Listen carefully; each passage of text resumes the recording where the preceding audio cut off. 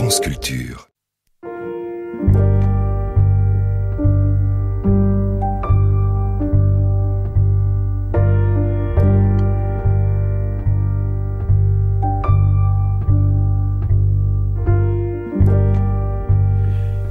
Alain Weinstein, bonsoir.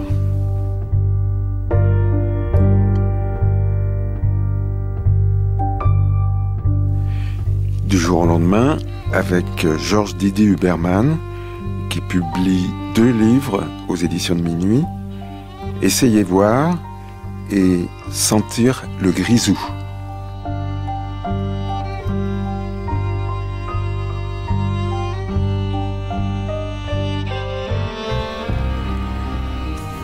Cette lumière des spectres que seule une langue poétiquement phrasée sait voir dans les images qui nous entourent.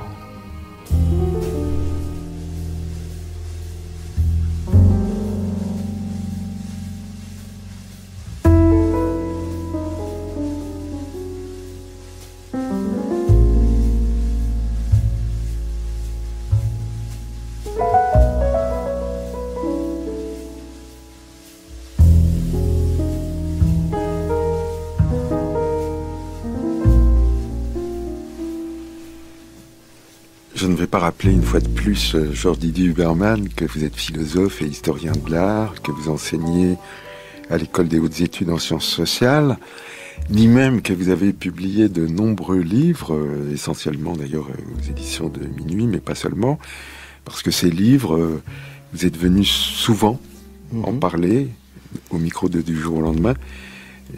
J'ai presque envie de dire tout le temps, à chaque publication. Merci, d'ailleurs. Je suis heureux de vous recevoir ici à ce micro. Alors il y a effectivement les livres, mais pas seulement. Il vous arrive aussi d'être commissaire d'exposition.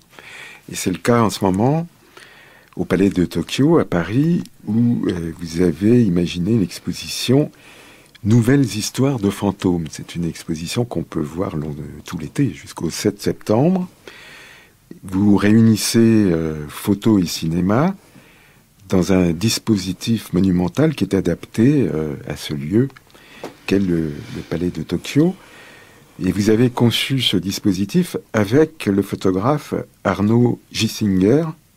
C'est une deuxième version, la première ayant été présentée il y a quelque temps au Frénois, à Tourcoing. Quel est-il au fond ce dispositif ? C'est en fait la 4e version. Parce qu'on a fait des versions, l'une à Rio de Janeiro, dans un musée magnifique qui s'appelle le Museo do Arte de Rio, et puis aussi à Beyrouth. Et s'il y a tant de versions déjà, mais c'est la dernière, c'est parce que, en fait, c'est une forme d'exposition, je dirais, portative. Alors, je ne vais pas vous raconter toute l'histoire, c'est un peu long. J'avais fait cette exposition très lourde et très... avec beaucoup de chefs-d'œuvre. Enfin bon, une exposition compliquée à élaborer. Il y a le sol et les murs. Elle s'appelait Atlas. C'était sur l'idée du montage d'images, si vous voulez. Et puis voilà, cette exposition s'est transformée aussi parce que j'ai demandé à Arnaud Giesinger, qui est un photographe autrichien qui vit à Paris, qui est d'ailleurs tout autant je dirais un historien ou un théoricien qu'un photographe, puisqu'il enseigne à l'université. Et alors voilà, on a tout conçu ensemble, c'est-à-dire qu'il n'y a pas de commissaire dans cette exposition. Il y a des propositions de contenu et de forme qui viennent aussi bien de lui que de moi. Voilà, c'est une tentative de vision. Si vous voulez, grosso modo, il y a un très long mur, magnifique mur courbe, et il y a un grand sol. Au mur, il y a une sorte de frise continue de très grandes et très belles photographies d'Arnaud Giesinger qui sont comme un film qui se déroule comme ça. C'est donc photographique et linéaire. Et au sol, c'est cinématographique et tabulaire. J'ai projeté, en fait, un petit peu comme je projette des documents pour mes étudiants dans mes séminaires. C'est à peu près de la même taille. Ça vient de mon travail quotidien. J'ai puisé dans mon petit ordinateur, voilà, tout simplement. Mais c'est un dispositif tabulaire gigantesque, hein, puisque ça fait quand même 1000 mètres carrés, où on voit des extraits de films. Donc j'essaye que ce soit phrasé, justement. J'ai essayé que ce soit...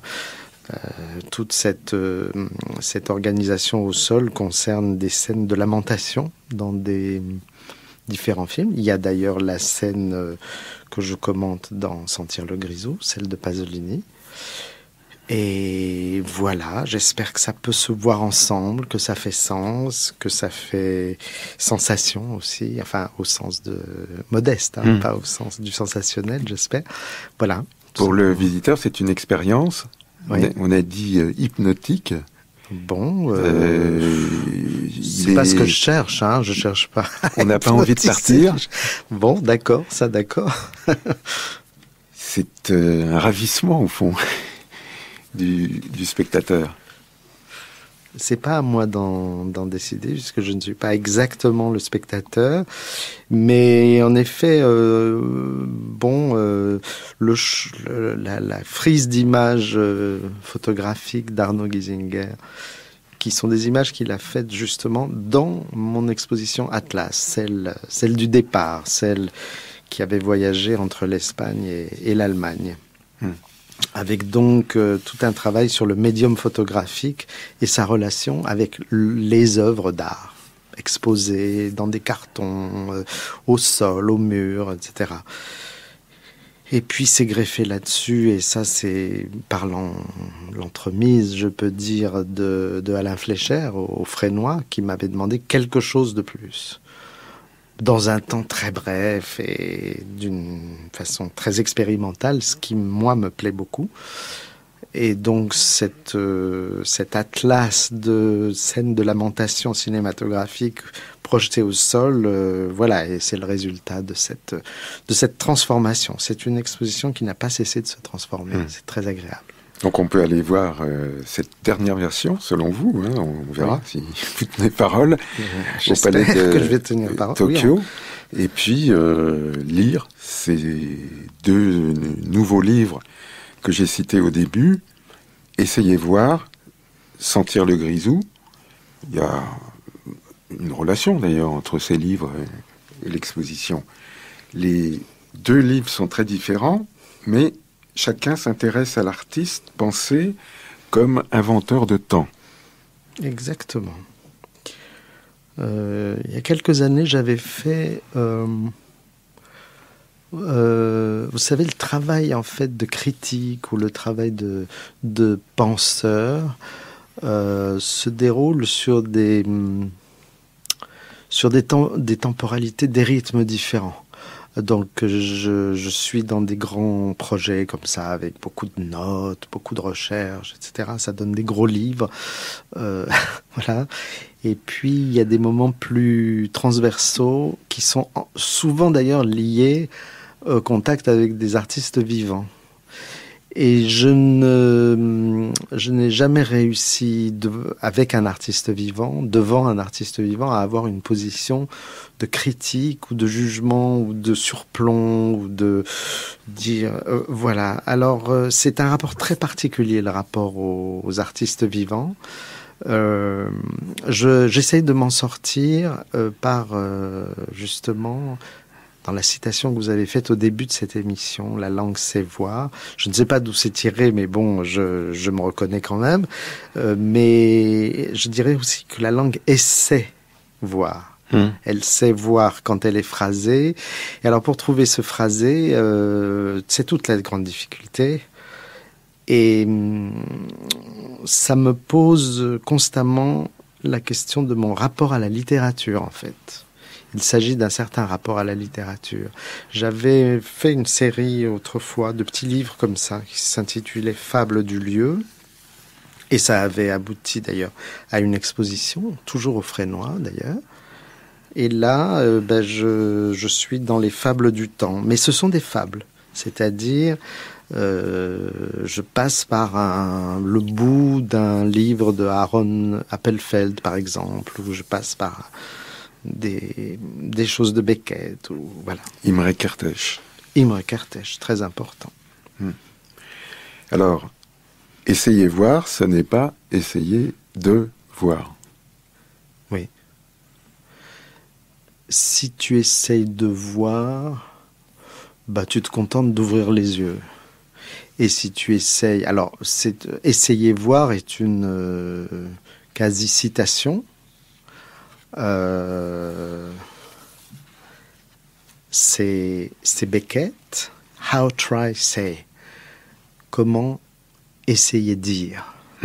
Alors, bien sûr, quelqu'un qui s'intéresse aux images va se poser une question proche. Comment non pas se contenter d'essayer de voir, c'est-à-dire de distinguer des choses, mais essayer voir, c'est-à-dire véritablement entrer dans cet essai. Alors, essayer dire, c'est plus clair. Essayer dire, d'ailleurs, le chapitre s'appelle Essayer dire, non? Je me souviens plus. Ouais. Le chapitre s'intitule Essayer dire. Il s'agissait pour moi de me donner la règle la plus difficile pour un historien de l'art, c'est-à-dire d'avoir à écrire quelque chose devant une œuvre dont je ne sais rien, à part qu'elle a été faite par James Coleman, un artiste que j'aime beaucoup, mais une œuvre sur laquelle il ne dit rien. Je vois bien que c'est vaguement de la vidéo, mais ça ne bouge pas. Je ne sais pas du tout ce que ça représente. Il n'y a pas de titre, donc il n'y a pas d'éléments sur lesquels on pourrait accrocher une interprétation. Et devant cette solitude, ce vide devant lequel il nous laisse, ce mystère, eh bien, phraser quelque chose. Voilà, essayez voir, en effet. Donc, au bout du compte, on ne saura pas qu'est-ce que c'est que cette œuvre, qu'est-ce qui y est représenté. Je ne cherche pas à résoudre une énigme. Je n'essaye pas de voir. J'essaye voir. Et à propos de cette œuvre de James Coleman, donc, vous écrivez que quand vous dites « quand je regarde », quel est le temps de ce « quand » dont je parle? Quand on regarde, on n'a ni le temps, ni l'espace. Je pense qu'il faut toujours se poser des questions de temps, à propos de tout. D'ailleurs, il y a une phrase qui m'a beaucoup inspiré. C'était une phrase de Bataille lue il y a longtemps. Toute question en un sens est une question d'emploi du temps. J'aime beaucoup cette phrase. Quel est l'emploi du temps? Quel est ton emploi du temps? Comment tu emploies le temps? Et en effet, il ne s'agit pas de dire qu'est-ce que c'est regarder, qu'est-ce que c'est une image, avec ce « est » très ambigu. De savoir, est-ce que le « est » dont je parle, c'est le « est » de juste maintenant, ou c'est le « est » métaphysique de la quiddité, comme on disait au Moyen-Âge. Donc, en effet, il ne s'agit pas seulement de dire qu'est-ce que c'est regarder, il s'agit de dire quand est-ce que je regarde, qu'est-ce qui se passe, quel est le temps de cette expérience. Mais en référence à Blanchot et pas à Bataille, cette fois, vous dites que regarder nous désœuvre. Complètement. Quand on regarde,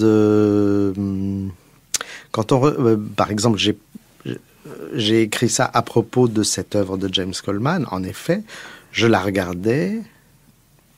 Il y avait chez moi une nécessité à exposer cette œuvre précisément dans l'exposition dont on parlait tout à l'heure, Atlas, mais je ne savais absolument pas pourquoi. Je ne savais pas pourquoi il me fallait cette œuvre. Vous savez, je me souviens d'un passage où Walter Benjamin dit que dans chaque tapis, aussi symétrique soit-il, il y a toujours un petit défaut. Mais c'est exprès. C'est un signe. Voilà, dans mon exposition, l'œuvre de James Coleman, dont je ne savais rien, dont je ne savais même pas pourquoi je la voulais, elle faisait office de cette étrangeté-là. Alors, oui, quand je la regardais, je ne savais pas quoi dire, je ne savais pas ce que c'était. Et donc, je me posais la question de... comment dire, justement, de la possibilité d'un dire, et non pas d'une chose dite une fois pour toutes, mais d'une possibilité d'un dire. Que ce que j'ai abordé là dans la citation que vous avez faite au début à travers ce mot de phrasé, qui est un mot musical. Donc c'est cette question cruciale que pose James Coleman avec cette œuvre. Je suis sûr qu'il pose plus de questions avec cette œuvre que la simple question que je me suis posée moi devant cette œuvre. Je pense que son œuvre est probablement plus complexe encore, puisqu'elle fait système avec d'autres. Donc je n'ai pas... Et je suis loin d'avoir épuisé le sujet. C'est justement l'idée d'essayer voir.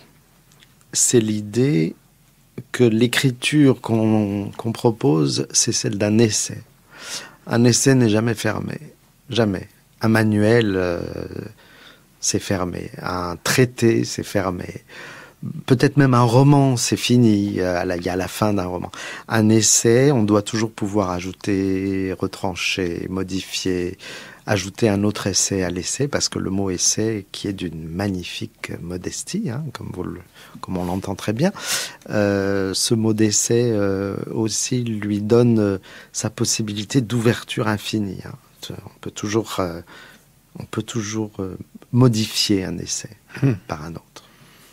Il a été souligné également à quel point cette œuvre de Coleman sollicite la question de la description, quelque part entre voir et dire ce que l'on voit.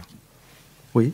Alors, en effet, devant cette chose bizarre, je me demandais comment la décrire. J'ai été aidé un petit peu par le fait que Coleman, malgré lui, puisqu'il fait tout pour être très, très, très mystérieux, malgré lui, il sème bien sûr des indices, puisqu'il a fait d'autres œuvres, dont une est très intéressante, qui est basée sur le fameux canard lapin, vous savez. Vous regardez à droite, c'est un lapin, vous regardez à gauche, donc à gauche, ce sont ses oreilles, et puis si vous regardez à gauche, eh bien c'est un canard, et là où vous voyez précédemment les oreilles du lapin, c'est le bec du canard, quoi. Bon, bref, c'est un sujet d'amusement, puisque au départ c'était une image d'Épinal.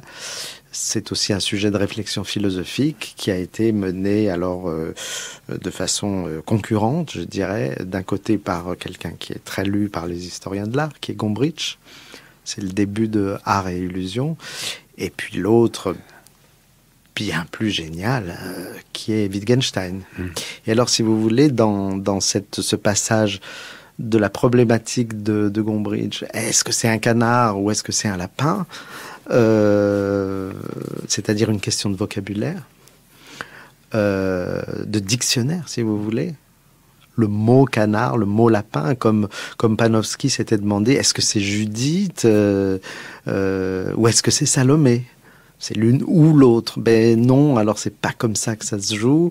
Wittgenstein fait un pas de plus avec la notion de phrase, puisque ce qui l'intéresse, c'est la grammaire.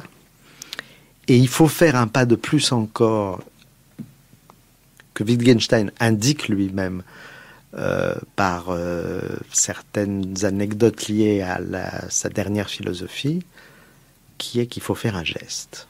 Et un geste, c'est un phrasé. Voilà. Donc, au-delà, comment essayer dire ce qu'on regarde, les mots ne suffisent pas, il faut des phrases, et les phrases peut-être ne suffisent pas, il faut un phrasé. Et Coleman est du côté de Wittgenstein. Coleman se situe très, très précisément du côté de Wittgenstein, Et d'ailleurs, c'est assez drôle parce que quand je lui ai parlé, je lui ai dit, mais vous savez, au-delà de Wittgenstein, moi, ce qui m'intéresse, c'est Beckett.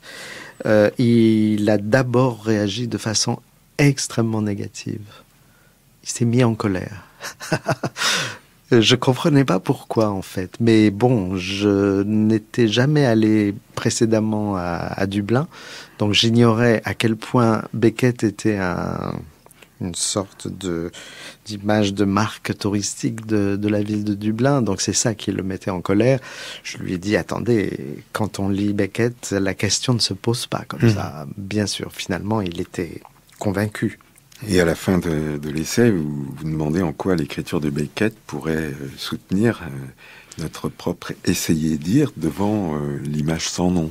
Tout à fait. Mais par exemple, vous voyez, une distinction comme celle que j'ai essayé de faire dans ce livre, mots, phrases, phrasés, ou bien la différence entre essayer de dire et essayer de dire, elle vient directement de Beckett. C'est Beckett qui a trouvé la petite configuration, la petite constellation qui fait que la pensée se modifie. Tout ça, tout simplement. Il y a donc cet essai, Essayez voir, et puis l'autre livre, Sentir le grisou, tous les deux aux éditions de Minuit, avec encore le point de départ, l'artiste est inventeur de temps. On pourrait dire qu'il sent le grisou de l'histoire, mais, demandez-vous, comment sentir le grisou, ce gaz incolore et inodore? Comment voir venir le temps? Voilà, comment voir venir le temps? Ou comment voir le temps, mais c'est encore mieux de dire comment voir venir le temps, oui. Je dirais que c'est une question très, très profondément, je dirais, fantasmatique chez moi. C'est très, très, très... Ça me préoccupe depuis l'enfance. En même temps, c'est une question qui a sa raison d'être philosophique. Parce que, alors, depuis que je travaille sur les images, en fait, je ne fais que travailler sur le temps, sur le rapport que les images entretiennent avec le temps. Et pas seulement l'histoire. L'histoire, c'est très, très important, bien sûr. Travailler sur des images faites par les membres du Sonderkommando d'Auschwitz, bon, c'est un rapport à l'histoire. Et c'est aussi un rapport au temps, de façon plus générale. Et cette question, alors soit je suis simplement dans une idée fixe et ça se répète, soit ce dont j'ai l'impression, mais c'est juste mon impression, elle est inépuisable parce que chaque image féconde pose un nouveau problème de temps, entretient un nouveau rapport au temps. Et voilà, ça c'est dans ce cas-là, ça s'est focalisé sur ce film qui est lui-même un essai. Alors quelque chose d'absolument extraordinaire pour moi, parce que aussi ça me convoque dans mon rapport. Comment écrire? J'aime écrire, mais comment et c'est Pasolini qui arrive à faire un film qui est en même temps un essai au sens strict, c'est-à-dire une contribution à la pensée de l'histoire. Et c'est la rabbia. C'est la rabbia, oui, c'est la rage, 1962-63, et un poème. Voilà. Un essai et un poème. Un film de montage purement documentaire et un poème. Un poème et un essai, c'est-à-dire quelque chose qui tourne autour de questions cruciales et qui réussit à les phraser. Pasolini, c'était un poète. D'ailleurs, la rabbia, c'est d'abord le titre d'un poème dont on voit pas tout de suite le rapport, mais avec le film. Mais d'abord, ça a été le titre d'un poème. La question, c'est comment voir venir le temps, ou comment voir venir tout court, ou comment voir venir la catastrophe. Oui, alors le problème posé par Pasolini, qui d'ailleurs ressemble énormément à ce que disait Walter Benjamin sur la question de l'histoire, c'est voir la catastrophe, voir celle qui est en cours et qu'on ne voit pas. Pas seulement voir celle qui vient d'avoir lieu, mais voir celle qui est en cours et qu'on ne voit pas. Voilà. Et le film de Pasolini prend son départ. Alors c'est très, très, très, je dirais, c'est très contemporain. Ça nous concerne complètement. Il dit, donc en 1962, il a pris les archives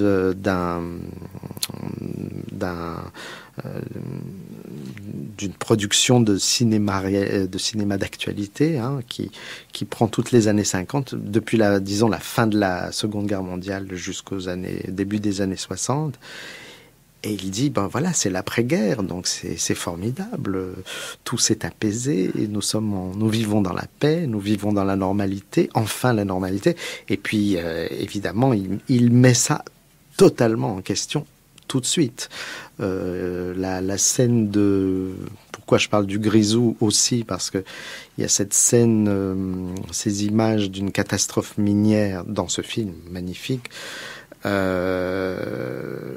où il est clair que ce n'est pas un accident, c'est une catastrophe, c'est-à-dire c'est quelque chose qui a été qui n'est pas naturel. Voilà, c'est quelque chose dont la dimension politique est immédiatement soulignée par Pasolini. Donc, j'ai beaucoup d'admiration pour ce film. La séquence en question, elle est dans le montage que j'ai fait au Palais de Tokyo, en effet. Et vous dites que Pasolini sent à l'œuvre dans tout ce temps qui passe, mine de rien, une éternelle crise latente qui empoisonne l'histoire comme un gaz grisou. Et quelle est la réponse à apporter? Pasolini la nomme, sans donner d'explication, la rage du poète, la rabbia del poeta. Alors, moi, d'abord, je donne une image qui n'est pas de Pasolini, mais que j'ai trouvée dans un petit document. Enfin bon, bref, j'ai travaillé un petit peu sur des questions de la mine. Je n'ai pas, dans ce livre, il y a une tentative aussi narrative, d'une certaine façon, qui consiste à interroger mon propre regard, presque autobiographiquement, mais je ne suis pas le centre de cette histoire. C'est justement... Si c'était une autobiographie, ça serait une autobiographie critique. Je mets en question mon regard tel que mon je a pu l'assumer à une certaine époque de ma vie. Et puis, j'ai rencontré... quelque chose qui est extrêmement intéressant, c'est... Dans les mines au 19e siècle, on mettait des petits oiseaux dans des cages avec cette idée que l'oiseau, lui, le petit oiseau, il sentirait, avant les mineurs, la teneur en grisou dangereuse, ce qui est complètement... C'est mythique, hein, c'est pas vrai, le grisou est vraiment inodore. Mais on disait, si l'oiseau frémit de ses ailes... il annonce la catastrophe. Voilà. C'était une sorte d'allégorie pour moi, pour dire, ça devrait être ça les images. Une image, ça devrait être quelque chose qui frémit et qui vous fait être attentif à une catastrophe qui peut survenir. Voilà. Pasolini, lui, il va plus loin, bien sûr. Il articule avec le titre de son film sur cette histoire de rage qui n'est pas n'importe quelle rage. Parce que une rage de poète. Voilà. Comment être... Alors, vous dites un poète, oh là là, il dit toutes choses, elles sont belles, l'amour, les roses, le firmament, la lune, bon, tout ça, c'est la poésie. Alors, un poète qui ne se contente pas, pour Pasolini, évidemment, de dire les choses de façon plus belle que les autres, c'est pas du tout ça, la poésie. Et dans la poésie, il y a une rage, et ce n'est pas n'importe quelle rage, parce que tout le monde a des rages. Vous savez, la rabbia, il y a eu un film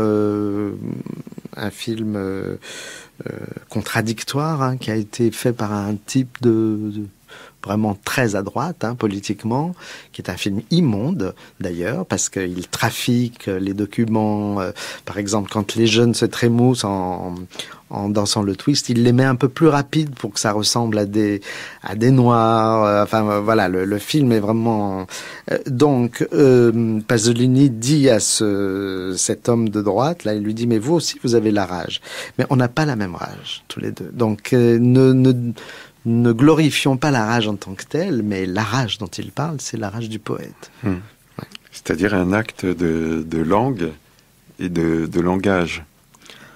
Un acte de langue, parce qu'il est poète, et une certaine relation au pathos, parce qu'il s'agit de la rage. Une certaine relation à l'émotion. Donc là, on est dans un chantier... très long, un chantier qui est philosophiquement plein d'embûches, mais aussi plein d'horizons. C'est de savoir qu'est-ce qu'on fait, notamment quand on est devant des images, animées ou pas, qu'est-ce qu'on fait avec nos émotions. Et Pasolini parvient à sentir véritablement le grisou de l'histoire, notamment la catastrophe de Morniano. Oui, comment il fait ? Il le fait par un acte de montage. Il monte les différentes images. Il monte ces images avec non pas un commentaire, mais avec 2 ou même 3 voix différentes, 3 commentaires, 2, 3, enfin bon, je ne vais pas entrer dans le détail, mais disons principalement une voix de prose, comme il l'appelle, et une voix de poésie. C'est absolument magnifique qu'on ait en fait au moins 3 points de vue, ce qu'on voit, ce qu'on entend en prose et ce qu'on entend en poésie.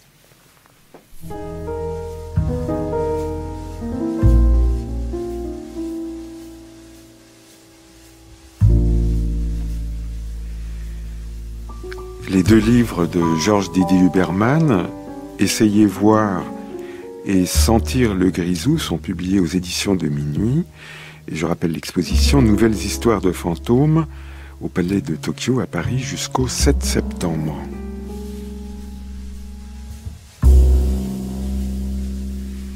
Du jour au lendemain, Philippe Palarès, Anne Franchini, François Poirier, Alain Weinstein. Bonsoir.